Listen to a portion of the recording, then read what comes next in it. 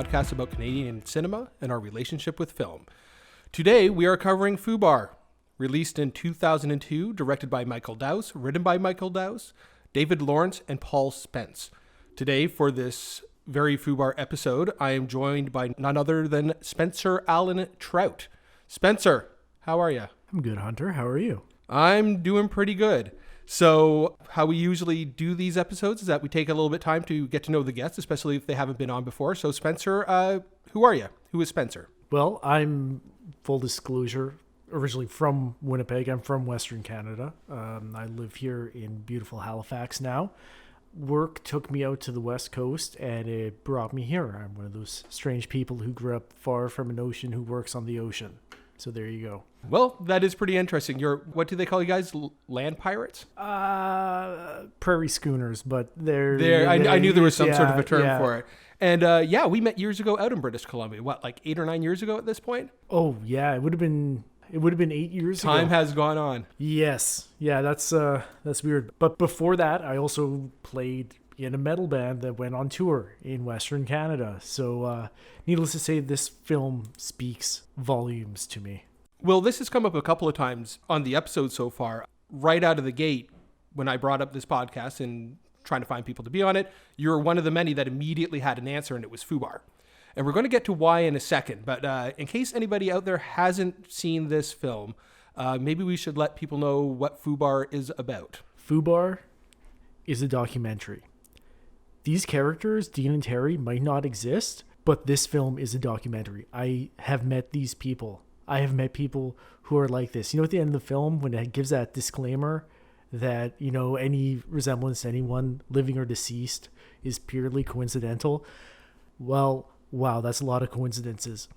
It is a film about morality and how, like, we live our lives and how quickly that can just be turned on its head, how it can become Fubar, which is a military term for fucked up beyond all recognition. Yeah, and well, in more layman's terms, it is about two bangers, Terry and Diener, in, where is it here? The movie takes place and was filmed around Calgary, Alberta. Interestingly, I found out that the entire movie was shot within 5 blocks of where they lived. And I see that. There's this weird thing in Western Canada where there is suburbia, but then there are like the old suburbs, which you don't see so much on the coasts of Canada, but you definitely see it there.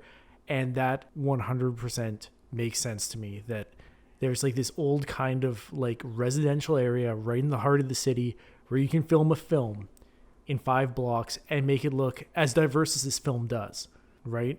Like, it's a very diverse looking film considering that everything urban in it is shot that close. Whereas if you went to, say, the suburbs of Toronto, for example, it would all be cookie cutter. I mean, even Winnipeg's the same way now. You get to the outskirts and it's 5 blocks. You wouldn't be able to film a film in 5 blocks. I mean, aside from the stuff that's outside of the city, right? Yeah, exactly. And I mean, trying to talk about what this movie actually is about. I mean, it's one of those movies that what you have on the tin and what it actually is are actually two very different things. Hence, your very esoteric description of the film. Whereas you watch the trailer, it looks like a dumb movie about a couple of headbangers drinking, breaking shit.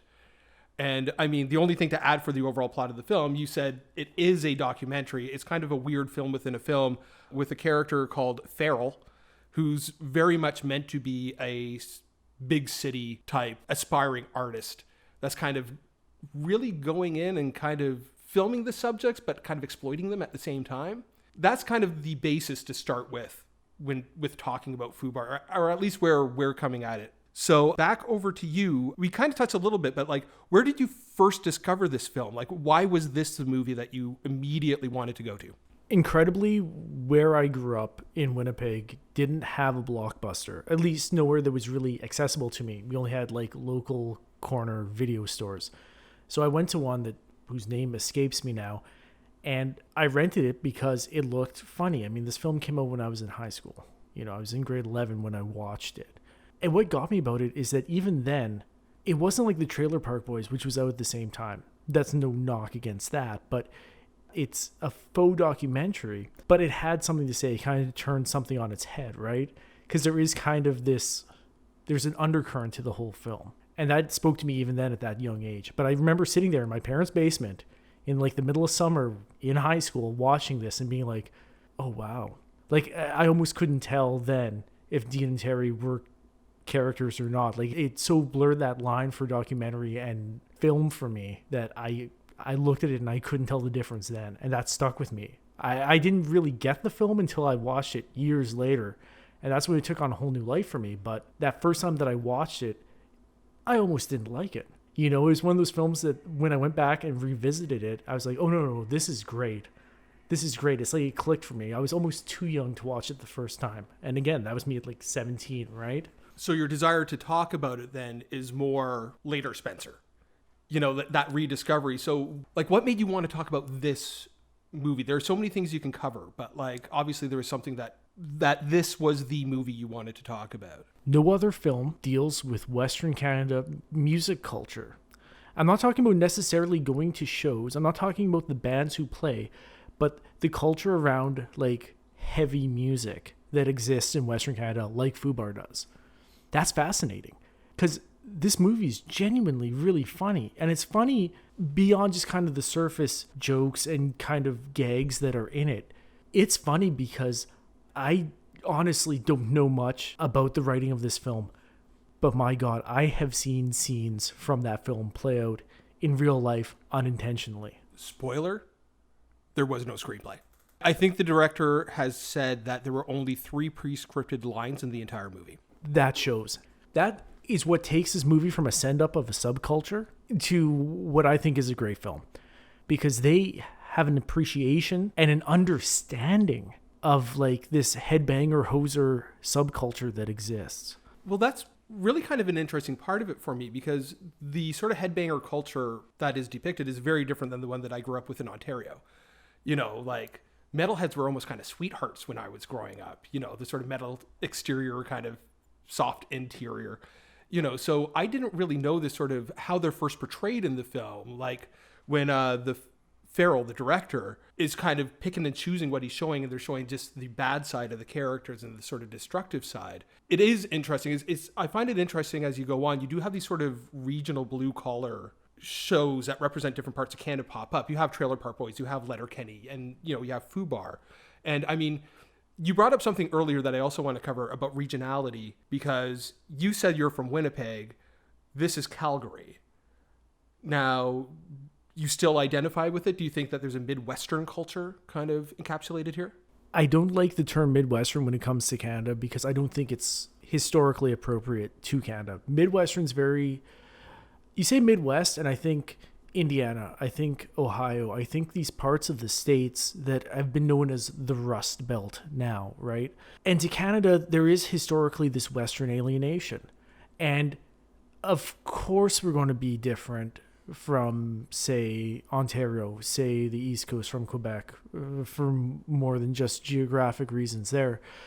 However, I still think that Diener and Terry are both sweethearts. I think they're still both actually good people, despite how they're portrayed in the film. But you have to understand that, like, even Farrell, I think out of anyone in this film, Farrell is the person who's doing the most, or at least portraying the most ill will, if you will. Because he shows up into this life and he tries to exploit these people for what he perceives to be their flaws. And the funny thing is that you have Farrell as an artist on one hand, but you have Diener the artist on the other. Diener, what does he want to do? He wants to play his bass guitar. As a bass player, I totally get that. I just want to play my bass guitar, but life keeps on getting in the way. I love that aspect of this film, and that's what I think is great, is that here's Farrell who tries to mold his life to his art, and here's Diener who's doing his art and life just keeps on throwing curveballs at him. It doesn't start with, spoiler alert, the whole cancer subplot that's there. It starts with him, like, having a child, still living with his friend Terry, you know, who they can't really get jobs. Mm-hmm. Is he malicious? Is Diener a malicious character? Is Terry a malicious character for that reason?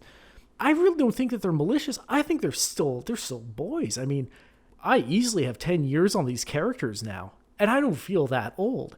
And it's gone on since, but there's this kind of youthful arrogance about them. Whereas with Farrell, it feels more refined, and it's more like he almost knows what he's doing more than they do. There's not that kind of, he'll move past it, you know? Well, it's almost like Terry and Dina are kind of forces of nature, just kind of doing what they want to do. And not to get ahead of the movie, but like Farrell, with all of his arrogance, ends up accidentally being caught in the path of the train that is Terry and Dina. And I mean, when I was doing research, one film critic summed up Terry and Dina as being inheritors of the film tradition of the Canadian loser from Going Down the Road, and a more nihilistic version of the hoser archetype from Bob and Doug McKenzie, kind of distilled down. And Michael Dowse had this to say about the characters as well. He was being interviewed about the sequels and why he made them, and we'll get to the sequels later. But he said, quote, "People still love these characters who speak from the heart and don't give a shit." Yeah, you know, there's this, they're very earnest characters. Like, what do they, like, they're not afraid to speak their mind to power. Like, you have someone like Farrell who's going to show their life to the world. And what do they say when they're watching his film? Turn up the good and turn down the suck, right? Like, they say that right to his face.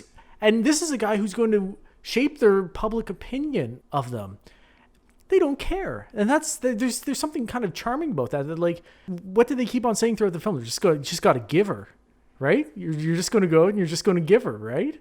There's something to be said about the Canadian stereotype, that hoser stereotype of, like, oh, you just got to keep your stick on the ice. You know, it's just about putting pucks in the net. You just got to keep on giving her, right?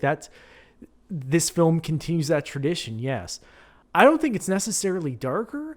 I think it's, in a sense, almost more real. And that's what sticks with me about this film, is that not only do I see myself and do I see a younger version of myself reflected in this film, which is something bizarre when I think about it, but my God, it takes a tradition and it ties it in with reality. It does what gets covered about Canadian films so much in this, is that, again, to go back to the concept of what's written on the tin, it takes the idea of the stoner comedy and totally spins it, totally turns it on its head. And then by the end of it, you have a completely different movie. And it's interesting with the way that this movie was shot. I mean, just to touch into the origins of it really briefly, I believe out of the two of them, the two stars are two of the co-screenwriters given credit, even though this movie was mostly completely improvised.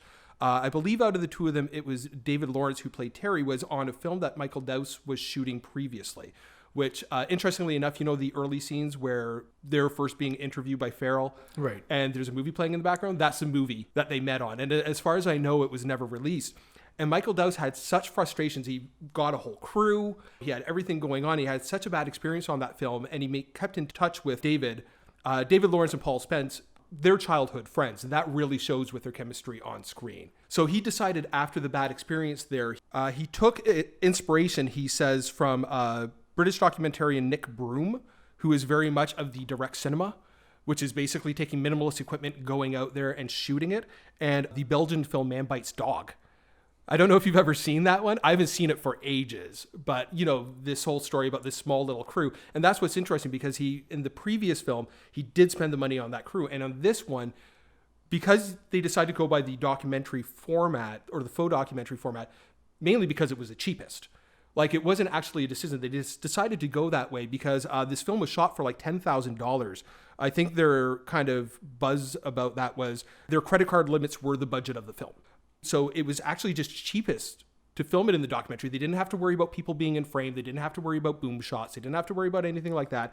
And then I think they filmed over the course of like 2 years about that, and then just kind of whittled things down. And they would go back and do reshoots. But it's interesting. I can't recommend highly enough the film commentary by the director Michael Dowse that's on the DVD. If you have any interest of sort of guerrilla style filmmaking, it's fascinating. And it really touched me more this time than previous movies, because I've gotten back into independent filmmaking. When I say indie films, I don't mean small budgets. I mean no budgets. You know, you are basically coming up with solutions to problems as you go. And as I said, this movie had no script. So even, we might as well say it, midway through the plot of the film, there's a plot twist where Diener, possibly, how do I word this, the oddest of the two of them, finds out he has testicular cancer. And the movie doesn't go into sentimentality at that point, but it really starts to become something else. So with that context of like how the movie was conceived and made, it's really remarkable. Like, the whole film was an organic thing going forward. They really didn't know from one day to the next what they would come up with and what it would lead into. They would only have plot points in case they had to use certain props or a set piece. For example, the bus shelter that they trash. They don't actually destroy city property. They took the time to build it. Just one funny little point. Apparently the most expensive thing of the entire budget of the 10,000, that apparently the two weaves for the two main characters were $600 a piece.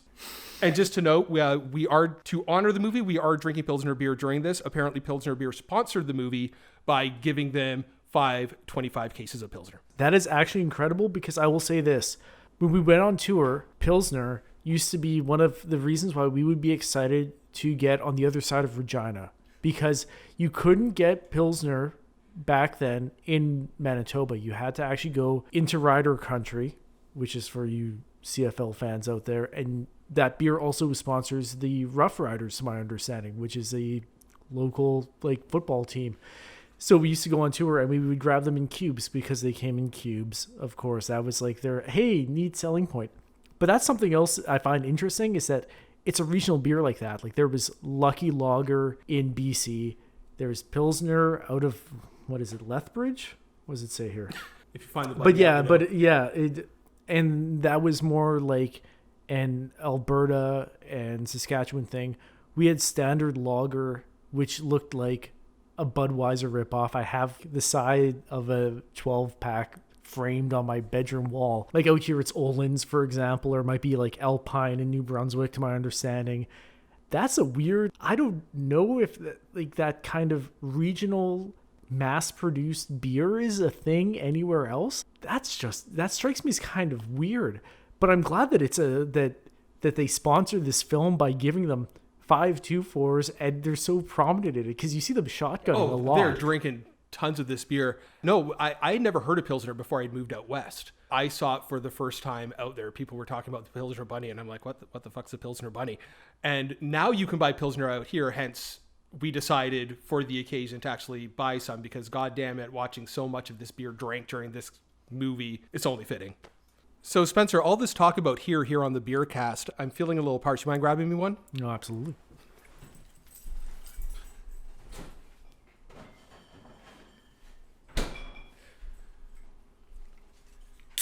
All right, so Spencer, you had a special request. You wanted me to ask you a question or a conversation topic, and that is something that happens a lot in this movie, and that is shotgunning.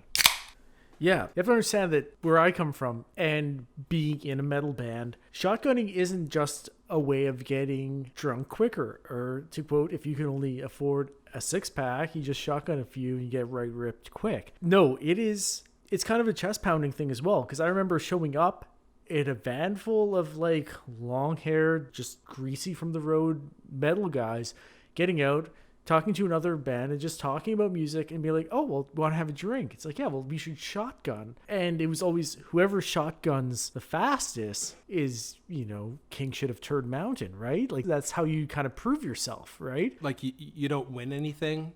I've never shotgunned a beer in my life, and I'm not going to on this podcast either. Don't worry, that's not going to happen. Well, prizes are temporary and honors forever, Hunter. This is like the Olympics of metalheads, right? It's like who has the best riff and who can shotgun a beer the fastest. I totally forgot I wanted to bring this up. This talks about the guerrilla documentary sort of style of the filming of this movie. The movie opens up with a disclaimer, not by the filmmaker, but by the studio that distributed it, apologizing to anybody who might have been misled during the making of this movie that might have thought it was a real documentary. Now, obviously, everybody in this movie had to be cleared. So every so often you might see somebody in the background blurred, but everybody in this movie had to sign off. So everybody's face who you see did sign off to be in the movie, but there might not have been the best intentions to get them in. A good example of this is, and I wanted to touch upon this because you were playing in bands at the time, when Diener tries out for the band. Apparently that was just a real band that had an ad out there. And he responded and he just totally went in as character being like, yeah, I got this film crew following me. And these guys didn't know. They were actually just like a real local band with Diener fucking trying out and making an ass out of himself. Now, this film came out when nu metal was still a thing. And listening to that band, I'm like, oh, I know exactly what these guys are going for. And the character Diener would not be into this. I have lived that tryout. I have gone and responded to like a Craigslist ad being like, looking for a bass player, and showing up and be like, all right, man. So like, you like heavy music, right? Yeah. Okay, cool. And it's amazing how much people can misinterpret, or I shouldn't say misinterpret, but the different interpretations that people can have of the same word. Because I'm certain the Diener saw that and was just like, okay, like heavy metal band looking for bass player. And he's like, perfect. Yeah, just going to go in there and just give her. And that is great. That is absolutely great. And is it expletive? I don't know. When it comes to that, I'm sorry. I assume that's kind of where you're going with this. Like, these people cleared themselves to be in this film, but their specific appearance in this film does not age well, because I look at it and I'm like, oh, Diener, you could do better, bud. Well, I mean, just to touch upon the tryout scene a little bit more, they do talk about that in the commentary, that he was like, yeah, this band that they just randomly found were a lot more technical in their playing style than what he was used to. Like Paul Spence, who plays Diener. And again, let's just briefly say all the performances in this movie are actually really amazing. I found it interesting that you said that Diener saw the ad. You're talking about him like he's a real guy, you know, talking about it that it's in the context. And he talks about being totally out of his league with these new metal guys that are just like shredding and noodling away. And meanwhile, he's just like blung, blung, blung, like on his instrument. It's funny you say that, because Diener's kind of like Lemmy in that sense. Lemmy was never really Lemmy. Lemmy was a character that Ian woke up every morning and put on. Diener's kind of the same thing in a sense. I don't think to the same extent, but that's always going to be the character. It transcends into real life. Like I remember one of the guys who I was in that band with was part owner or a full owner of a record store that burnt down in Winnipeg. And it was Diener who responded to that on Facebook being like, oh, this sucks. It wasn't, I'm sorry, I don't have the notes in front of me. What's the actor's name? Paul Spence. It wasn't Paul Spence. It was the Diener account. That's crossing over from this kind of like this movie character. Paul Spence, Diener, like, okay, sure, like there's obviously a difference there, but it's almost like this Diener character also exists in this world too, because it was his response to this tragedy that I remember, not Paul Spence's, Diener's. Well, it blows back both ways. Just the other day, I was talking to a local author, and he was asking me how the podcast is going. He was interested in what I was doing. And he asked what episodes were coming up. And I said Fubar. And I was like, oh, I hung out with those guys. And I was like, really? And he's like, yeah, I was out west and, you know, friends of friends like introduced. And we went out to a bar. And all these guys were like, hey, because like I said, David and Paul, who play Terry and Dean, are real life friends. And they would go out, and at least during this time period, he said it was about like 10 years ago, people were like, hey, buy you a drink, buy you a drink, buy you a drink. And it became this sort of almost an uncomfortable thing that they felt like obligated. Maybe I shouldn't be talking about this, about their personal lives, but like, it was interesting that this like random story about that it's swinging the other way, that people assuming that they were these sort of hardcore, what's the word I'm looking for? Hedonistic, sorry.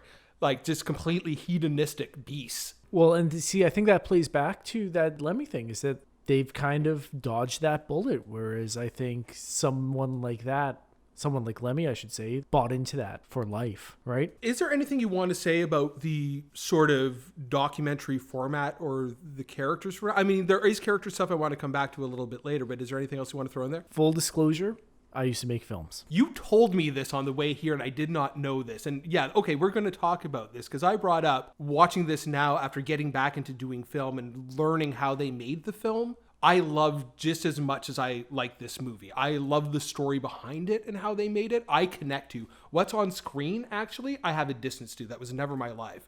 But my estimation of this movie increased so much doing research on this show. So you didn't tell me that you made films in high school. Yep. And even actually before high school, my parents pushed me very hard on like the play hockey, didn't like hockey, go do karate, didn't like karate, go do soccer, didn't like soccer, go do theater, act. And that eventually led me to music in a roundabout way and to having a certain stage presence and that sort of thing. And I'm grateful for that. I got into like improv and music kind of at the same time, but my heart was in cinema. Like I was one of those kids who, when I was 6 years old, I was really stoked on watching Mortal Kombat and Lawrence of Arabia. And I don't know how many kids at that time were like, cool, Mortal Kombat and Lawrence of Arabia back to back. But that's what I loved film.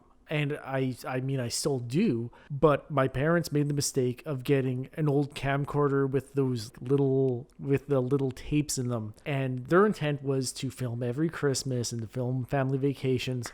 And I started a production company called Flying Cow Productions in my parents' basement. And it was me making films for my buddies. And some of them I didn't even star in. But it was like, how do we make a soundtrack for this? So I would plug it and loop the RCA cables from the camcorder playing back to my parents' like VCR and trying to do like a soundtrack to some of these films.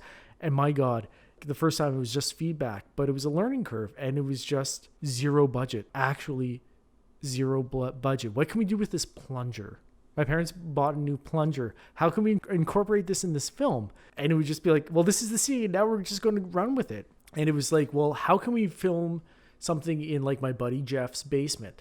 Well, we can just do like a crime drama. Now you have to imagine a bunch of 15-year-olds trying to do like a serious, like Tarantino-esque crime drama in someone's suburban basement, right? But that was like, it was just what we had. It's what we could do. It was simple. It was quick. It was the middle of winter. We weren't going to film outside. Would you film outside? No. I've seen Guy Madden's films. I wouldn't film outside in Winnipeg either. But Spencer Allen Trout, you are a wealth of surprises. Almost a decade I've known you, and I had no idea. Of course, the next question is going to be, do you still have them, and can I watch them? I'll have to phone the Alan Gordon Trout, who's my father, and see if they're still kicking around. I only imagine that they are. And this is the one thing that I will say, that aspect of guerrilla filmmaking. We used to go film in the mall. You couldn't film in the mall. If they caught you, you'd get escorted out. And, you know, when you're in grade 9, that's kind of a big deal. But I'm certain that they're still around. Absolutely. And they talk about a lot in the film. The film in this movie varies in quality quite a fair bit. Number one, because they accidentally wrecked one camera in an outdoor scene with a lot of rain when Diener is cursing God because of his cancer and running through the streets in his underwear. And even in the commentary, they were like, you spend that much on a camera, it should be waterproof. Like, we had no idea. But also they had the different sizes because, like, for example, in the hospitals, they weren't allowed to shoot. So they had to use a smaller camera, so lower quality, you know? So there is that sort of aspect to it, definitely. And this is something that I said on the drive over. We're sitting there in my 1990 Chevy G20 van, right? Like, riding over. It might possibly be the most metal van in Halifax at this time. Oh, it's I was just trying to find some kind of CanCon on the radio, CRTC. You let me down. But I came to a realization that after like a week straight of watching Herzog, that there's this idea that sometimes like you just film things and see what comes out of it. I'm not saying that that's necessarily what happened here, but there was a point where they filmed certain scenes and it's this idea of like kind of continuing this kind of guerrilla cinema in a sense. I just find it interesting, just in case that got glossed over really quickly. You did reference, after watching a lot of Herzog, being Werner Herzog, whom is a director we both love, that unfortunately for reasons of, well, national identity, we will not be covering on this show. But let it be said here that Fubar was said in the same context of the films of Werner Herzog. Not to say that Fubar is a bad film, it just has a reputation, and I think might deserve to be mentioned at least within the context of one of our favorite film directors. No, absolutely. One thing that I want to pick up on that for me was one of the most small detail, real moments of this film. When Diener comes walking out of that Sev and he has a Slurpee and he goes over to the bushes and he just spoons off the top bit and fills the rest up with what looks like Seagram's or CC or some kind of like whiskey. Maybe it's not whiskey. That touched me because Winnipeg is the Slurpee capital of the world, and buying a Slurpee tall enough that you can take out half of it and replace that with booze is a civic pastime, because the cops wouldn't know, would they? And we were doing that, like, I mean, I remember one of the first brawls that I saw was with a drummer in a band I was in high school, getting too drunk and started swinging at someone while getting drunk off a Slurpee. So, okay, we're talking a lot here, and I know we have a little bit of a time limit. I'm going to pull a Fubar here. I'm going to pull back the curtain. Hallie, Skylar, say hi. Hello. Hello. They're both here right now. Is it okay if we go a little bit longer? Yeah. Just a little bit, because I know there were a few things that we really wanted to talk about. There's definitely at least one thing that we really have to touch on in this film. Yes, I kind of want to leave that towards the end, though. You brought that up to me ahead of time. Let's just get it out there. We just broke the fourth wall. Skylar and Hallie of Silver Screen Anomalies and head of Eldritch Creative are here in the room with us. It is not us lonely dudes sitting in an apartment somewhere. Oh my god. Yeah. But most of the time it is. Like, Yeah, well, we live together, people. Yeah, oftentimes it is us just sitting around. So we brought in the people running this. Neither of you have seen Fubar. Nope. So there's going to be a spoiler here, and that is the director increasingly through the film becomes more involved with Terry and Dean, getting caught up in their antics. There's actually a really interesting theory brought up by one of the actors, I can't remember which one, that Farrell is actually, and it's not mentioned in the film, a recovering alcoholic. So when he starts drinking around them, that's why he nosedives so hard. And the director of the movie, within the movie, dies halfway through the movie. Whoa. Only by watching the commentary do I find out what happens. So spoilers, people, but I mean, this happens halfway through the movie. It's kind of the turning point because that's when the movie really focuses on Diener and his recovery from cancer, as opposed to the earlier part of the film that is more coming to a reckoning with it.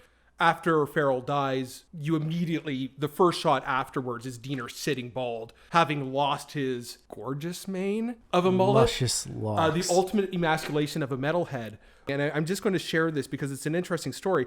They're out camping, quote unquote. It's a shit show. It's a complete shit show of a camping experience. That's how we camp in Western Canada, is that you just roll up to a place with a cube of Pilsner and you burn your lawn chairs. You have invited me camping before. That is never happening. I don't like camping to begin with. The idea of not knowing if I'm going to wake up with a tent or just rolling around wrapped up in my tent. Because after shotgunning a bunch of beers, nobody realized that nobody built a tent to begin with. There is that element of this movie. There is a shit show element of this movie. Why are we still listening to BTO? Why? Exactly. So anyways, after a night of drinking, they're out swimming and they're all jumping in this river. And they're going like, Farrell, like jump in the water. And Farrell eventually acquiesces, dives into the water. And he's the only one that dives in head first. But then the next shot is that it kind of cuts away because it had to cut to a stuntman. It's one of the few times that a stunt was actually used in it because they needed somebody that could hold their breath underwater for that long. But is Farrell, now deceased, going down the river? Apparently that river in real life are glacial springs. So what happens is that when you dive in from normal air, your lungs contract. And if you aren't prepared for that... That is the mammalian dive reflex. That's a technical term. Okay. But apparently that's what kills him. They're diving into glacial water. I didn't know that until listening to the director commentary. It's just kind of weird that he turns up dead. So one time I went camping up in the mountains and my future wife, ex-wife, went jumping in before me, and it was very cold and it was a mountain stream. I can do a lot of things. I can't do heights. Now, heights for me in this case was about 3 feet. And she was like, please help me out of this cold mountain stream. And I couldn't jump. So I never associated myself with this scene because that just, I just wouldn't jump. I would gently glide into a mountain stream. I would never jump. And you obviously, in this movie, you know why. And I can't remember why the film crew sticks around. Like immediately afterwards, they start diving into Diener's recovery from chemotherapy, which we do have to talk about some of the cast here because the supporting cast in this movie is amazing. Oh, absolutely. And absolutely 100% amateur. Yeah. Like it's almost like a neo-realist style. They literally took people they know. The doctor who's great in this movie, dealing with Dr. Lim, I believe, is Dr. Lim is the actual family doctor that they just kind of walked into the office and was like, would you be willing to do this? And when they brought up that he had testicular cancer, he literally walked over to the wall, flipped through like a medical book, and then walked back and was like, okay, we can shoot. And all those diagnosis scenes, all the time that he's like telling Diener what to do and what to deal with, are 100% authentic. And you have family members crying and stuff like that. And these are all not even amateur actors. They are just people they know. Didn't I hear that it was one of their mothers actually baked the cake that's like for Farrell's funeral, for his wake or whatever? Like, I forget what it says, but it's like someone actually made that cake. Okay, so the cake at Farrell's funeral. I'm going to put a button here because there's one thing I really wanted to run through of something that I took away from this movie from doing research. And then we'll get into what I believe is one of your final points. So sorry to slow things down a short bit here, but I want to talk about Michael Dowse, the director, for a really quick minute here. Michael Dowse, this was his second first release film. I notice a trend with his characters, particularly his male protagonist in his films, that in the hands of another director, these characters would be abysmal. Just absolutely, completely unlikable, if not completely problematic. There's been a show that I've been watching recently called Into the Dark, which is an anthology series, I think, on Hulu. And a problem with watching that show, and I'm only bringing it up because in context of watching this and thinking about Michael Dowse's other films, just kind of these toxic, horrible characters that just, I don't want to watch it. I find halfway through watching these episodes, because it's all different cast and crew for every episode, I just want to get up and walk around and just do dishes or something like that and not have to watch these characters. So let's run down Michael Dowse. Some of these might actually ring a bell to people listening. His next film, which is a film that I love, that I want to cover in the show, which is It's All Gone Pete Tong. Again, the main character, DJ Frankie Wilde, is a very problematic character. One of his next films after that was Goon, which is probably one of my favorite Canadian films of all time. He didn't write that one. That was Jay Baruchel, who also stars in the movie. But again, you take the characters in that, in this very masculine hockey world, and how it could be a very different movie in somebody else's hands. He also did The F Word with Daniel Radcliffe and I think Zoe Kazan. I saw it. It was cute. I don't remember much. But I took one for the team. Today, Michael Dowse's recent film, I watched Stuber. Do you know what Stuber is? Not a clue. It's about a man named Stu who drives an Uber. And he crossed it by... played by Camille Nanjiani, who I love.